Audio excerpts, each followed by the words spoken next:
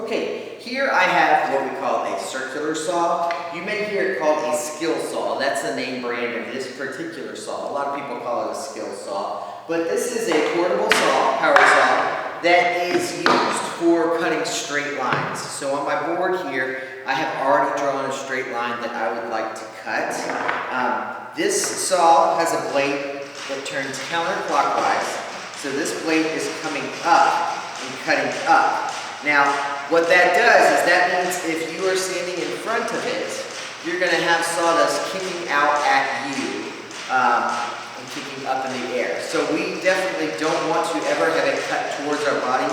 We want to cut away from our body, but we need someone to help hold the board for us most of the time. And when they're holding the board, we need to have them off to the sides as much as possible, because if not, this is going to shoot chunks of wood into your face. It is not fine sawdust, it is chips of wood. So it's a little bit bigger chunks than what you would see on some of the other saws, and they do hurt a little bit more if they hit you in the face and the eyes and stuff. So as usual, you're going to have someone else watching you and a teacher watching you. And as usual, you will need safety glasses to protect your eyes, because anything that has a rotating part or a blade that moves is going to kick out sawdust of some sort, okay? This one happens to make chips of wood as the sawdust that you're going to have. So a little bit more to look out for safety-wise for that. Now, in this saw, 99% of the time you use it at Boyd, you're going to be cutting a straight line that's flat. It does make beveled cuts. We can take this plate right here and angle it sideways so that we can cut bevels at angles. Luckily for building scenery, that's not something we need to do very often. For fine cabinet work, you might need to do that, but at the same time, you're going to use a table saw if that's what you need to do, because it's a lot more accurate and clean. So we're going to assume that every cut we make is a perfect 90-degree perpendicular angle, and that we're going to cut straight. So I'm going to go ahead and plug my saw in. As I said, you're going to always have a partner with you who is holding the wood for you and looking out for distractions, people that might walk by and bump into you with something. That happens a lot in the shop because we have so many people working at one time that you have to really be aware of what's happening around you all the time. But if you're the person sawing, you can't be focused on what's happening around you. You need to be focused on the wood and the saw and your body. That's the three things you need to focus on. So your partners are always going to look around, make sure that nothing's going to hit you, nothing's going to trip you, nothing's going to happen as far as you cutting through the sawhorse, as far as you cutting through the power cord. That happens sometimes when people aren't paying attention. So that's why you're going to have a team. Okay, so on this saw, this is a nicer, newer circular saw or skill saw. It has a laser, so here there's a light. It shows you where it's going to cut, just like some of the other tools that we have. We try to buy some of these types of things because it makes it easier for you all who are a little bit less experienced. It makes it safer, and you know, these days, why not? You know, why not? So I'm going to line up here. Now, here is the biggest safety hazard that you're going to have right off the bat. If I take this saw and I push it up against here, and I pull this trigger, the blade is pushed up against the wood, okay?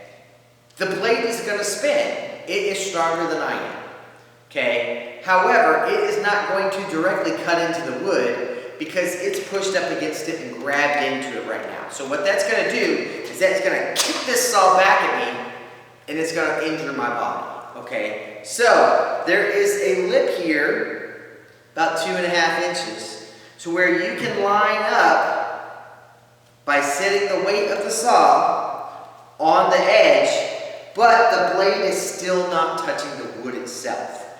And in doing this, I can see my laser and see where I'm going to cut and know that I'm safe. Okay. Another thing, besides the laser, there is a little notch in this metal plate as well, and that notch shows me where the blade will be going.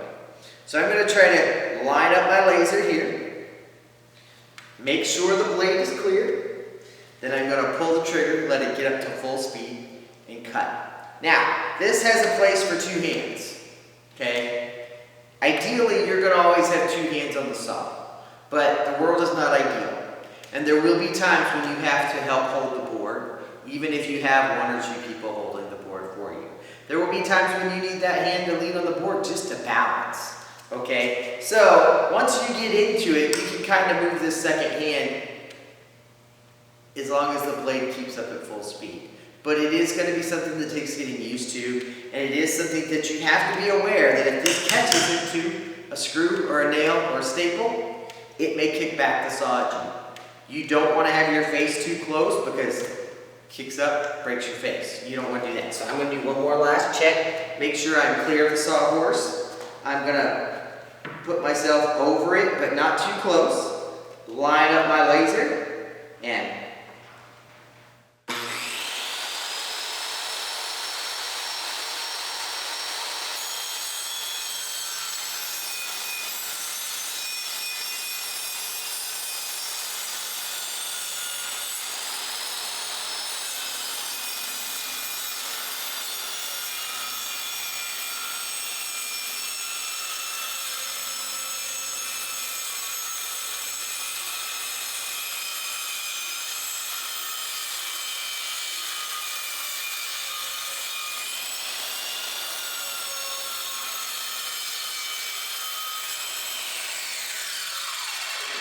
now, a couple things about that. You saw that I lifted this little lever to help when I started. It has a spring-loaded guard to protect my clothes from getting caught in there. You can leave that down, but it does make it a little harder to push at the beginning, okay? So if you take your thumb and push this forward, it takes some of the pressure off of you. Now I'm close to the end. However, this board's kind of wide.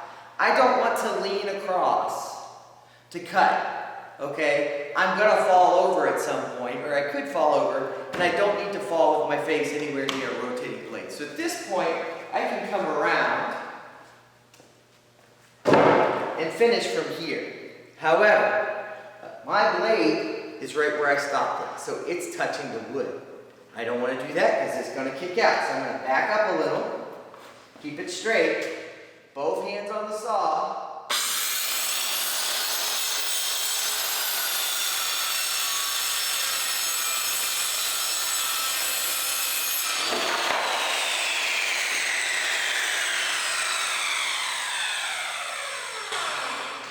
Now, just like with all the power tools we have, I did not put that saw down or walk away from it until the blade completely stopped.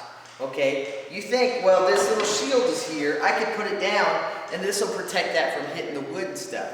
Well, yes and no. Not really. Because when I put it down with this still spinning, then the blade tends to touch this piece of metal and kind of scrape on the inside of it, which dulls the blade, which damages the blade, which makes it unsafe to cut with for the future. So you're going to go ahead and wait till it's done. Now, when you're done, when you're finished cutting, you're going to unplug your saw, wrap it up, and put it back in the tool room. These should not be left out in the shop, not even for the next person or the next team. They can go get their own.